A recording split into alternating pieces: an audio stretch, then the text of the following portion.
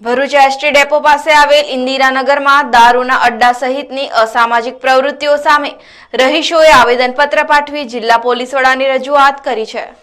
ST depot પાસે આવેલ ઇન્દિરાનગરમાં કેટલાક અસામાજિક તત્વો વસવાટ કરી રહ્યા છે, જેઓ દારૂના અડ્ડા ચલાવી અન્ય અસામાજિક પ્રવૃત્તિઓ પણ આચરતા હોવાની ફરિયાદ સાથે રહીશોએ જિલ્લા પોલીસ વડાને આવેદનપત્ર પાઠવ્યું છે।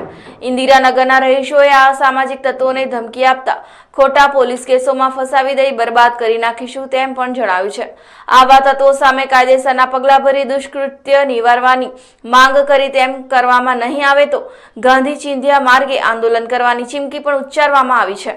અમે લોકો ઇન્દિરાનગરમાંથી અહીંયા કલેક્ટર કચેરી પર આવેદનપત્ર આપવા માટે આવ્યા છે। અમારી ઘરની આજુબાજુ દારૂના અને આવા આ કામ ચાલે છે, તેથી અમે બંધ કરાવ્યા છે અને એ લોકો 15-20 વર્ષની છોકરીઓ પાસે બી આ કામ કરાવે છે, માલ સપ્લાય કરાવે છે અને બધાને ભણવાનું બગાડે છે અને આ જ કારણથી અમારી આજુબાજુમાં અમારી સ્ટડી પર બી ઇફેક્ટ પડે છે, તેથી અમે અહીંયા આવ્યા છે।